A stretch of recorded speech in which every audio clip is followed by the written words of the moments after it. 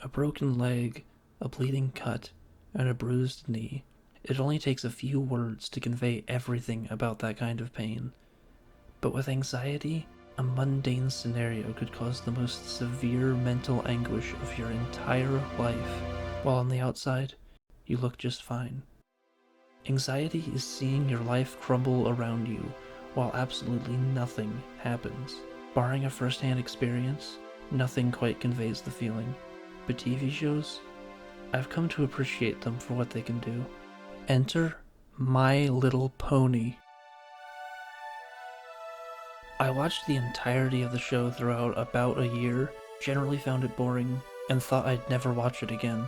But the idea of a rewatch stayed in the back of my mind. One day, I was doing repetitive tasks in Minecraft, and wanted to watch something while I played.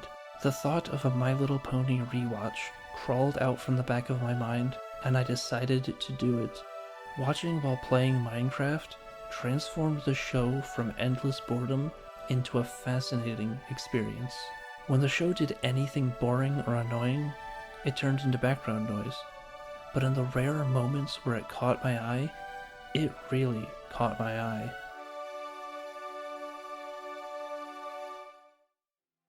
While they hid in a sea of mundanity, I quickly noticed and appreciated the ways it conveyed anxiety. To my surprise, the very first episode caught my attention with Fluttershy's introduction. In the episode, Fluttershy is alone with her birds, and Twilight, meeting Fluttershy for the first time, startles her with an abrupt greeting. Twilight apologizes for the scare, and Fluttershy looks completely fine. But when Twilight asks Fluttershy for her name, her anxiety has built up to a point where she is incapable of just saying her name. Twilight quickly realizes she's making Fluttershy uncomfortable, and decides to leave. But, as she leaves, Fluttershy sees Twilight's assistant, Spike, a baby dragon. This immediately breaks through her anxiety. Apart from shyness, Fluttershy's defining character trait is her love for small animals and creatures. By seeing a baby dragon for the first time in her life, all her anxiety melts away into a fascination with Spike because it completely erases the anxiety from her mind. Fluttershy's introduction was likely written for humor. Her flustered reaction, the awkwardness around saying her name, and Twilight's annoyance at Spike's long story all suggest humor. But the scene conveys a specific kind of anxiety in a precise way. Anxiety makes talking to someone extraordinarily difficult, but when something deeply fascinating comes up, it can allow you to overcome your anxiety in that moment, because anxiety comes from the inside. Nothing physically prevented Fluttershy from talking, but her anxiety made her feel like something horrible had happened, all while she seemed completely fine on the outside. Seeing Spike stopped her from feeling the anxiety. All she could think about was Spike and how she wanted to learn about him. The 38th episode of the show, Hurricane Fluttershy, made me realize I wanted to talk about anxiety. Up until that point in my rewatch, the show was mostly background noise with the occasional bit of humor from the show's absurdity. But Hurricane Fluttershy was different. While it began as background noise, every scene with Fluttershy further drew my attention. It's one of the few episodes that makes use of the show's slow pace by creating a slow burn that embodies the feeling of anxiety attacks. They feel eternal, regardless of how long they really last, and the pace heavily emphasizes this. Some context for the episode. The town's Pegasi need to fly with a collective 800 speed to form a special tornado, and 910 speed to break a record. Fluttershy is a very slow flyer, and flying in the group feels like a performance for her, which gives her a lot of anxiety and forms the primary conflict of the episode. The detail about breaking a record is important, because it gives Fluttershy a seemingly rational justification for not participating. With or without her, the rest of the town can easily reach the required speed, and since they don't absolutely need to break the record, she can logically say that it doesn't matter if she helps. The job gets done either way. But she should participate, because breaking the record is important to her friend, and she can help regardless of the speed she'd contribute. Anxiety makes you look for these kinds of irrational justifications to avoid fears, and this simple detail about speed perfectly conveys the mental gymnastics that anxiety demands of you. The episode begins with a meeting about the tornado, and Fluttershy tries to avoid it. Nothing can happen to her at the meeting, but just thinking about the tornado makes Fluttershy anxious, so she hides. It's not until her friend Rainbow forces her to go to the meeting that she finally goes inside. As the meeting progresses, Fluttershy's anxiety builds, and it quickly reaches a point where she hides herself on the ground and leaves the meeting in fear. This also completes her first of many anxiety cycles in the episode. That is, she needs to do something that makes her anxious, something forces her to do it. She tries, has an anxiety attack, and runs away to calm down alone. The next day, Fluttershy doesn't show up to the training session. Rainbow inevitably realizes Fluttershy isn't there, so she goes to Fluttershy's house and finds her pretending to be sick. Of course, Rainbow sees right through the charade. Anxiety makes people do irrational things, to the point where Fluttershy would rather delay the training, knowing she wouldn't get out of it, rather than just get it over with. The smallest chance that her charade could have worked made it feel worth a try, even though she knew it would fail. As they talk, Fluttershy gives Rainbow a flashback about her anxiety. When she was a kid, an instructor pushed her off a cloud to get her to fly, and instead of spreading her wings and flying, she froze up and tucked her wings into her sides. It's another small detail, but tucking her wings perfectly captures the experience of freezing. Fluttershy had flown countless times before, but anxiety turned that mundane task into an impossibility, to the point where she fell on her back while everyone taunted and laughed at her. This single moment acts as the root of her anxiety in the episode. That small misstep years in her past led to a haunting memory that stuck with her for life, a horrifying scene that plays on repeat every time someone watches her fly.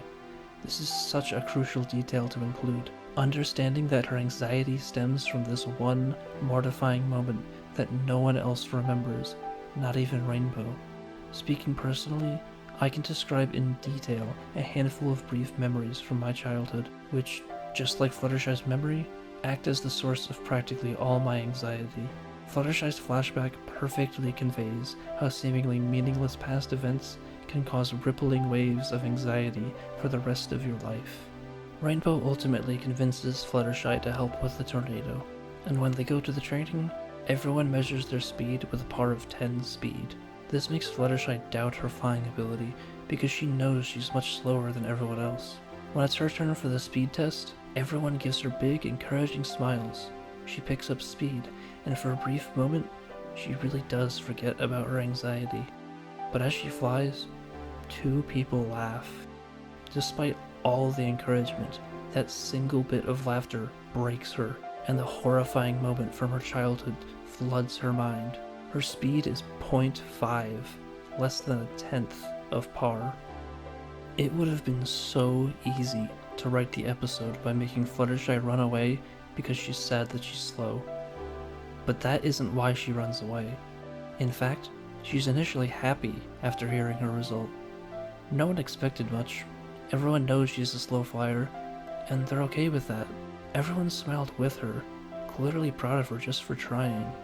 But despite all the positivity, when Spike points out how low her speed is, it instantly brings her into an anxiety attack, and the smiling faces transform into a tormented cyclone of eyes staring down as she runs away in tears. The shot then cuts away from her internal horror and reveals the reality around her. Everyone happily continues their training. Not one person makes fun of her. They even look on with genuine concern when they see she's sad. It doesn't matter that no one laughs at her, or that they're concerned. At that point, she just sees people and feels like they're laughing at her. The saddest part about the whole training is the inevitability of her anxiety attack.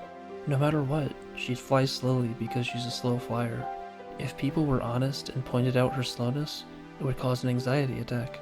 If they had no reaction, she'd interpret it as them thinking she's slow but too nice to say it, which would also cause an anxiety attack. They could lie and say she flew well, but she'd know they were just trying to make her feel better, which would still cause an anxiety attack. They tried the best case scenario and said she flew well, and while she seemed to believe them, all it took was one small action to cause an anxiety attack. A slightly abnormal look, single word, cough, any laugh, silence, or in the case of the episode, Spike's comment. That's all it takes. Again, speaking personally, I've had so many times in my life where I tried to do something simple, only for someone to cough or laugh, and regardless of if it was about me or not, it would send me into an anxiety attack. The entire sequence of Fluttershy testing her speed perfectly conveys that inevitability.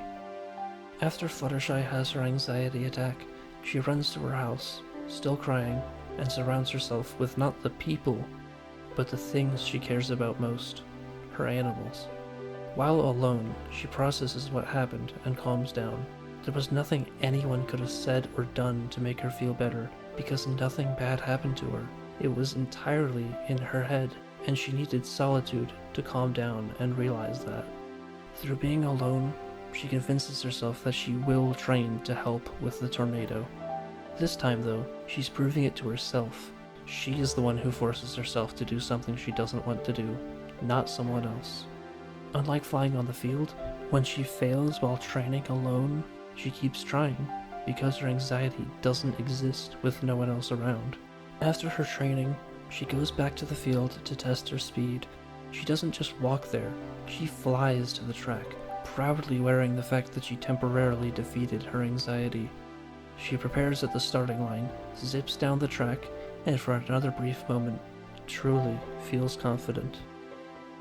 But then she hears her speed. 2.3.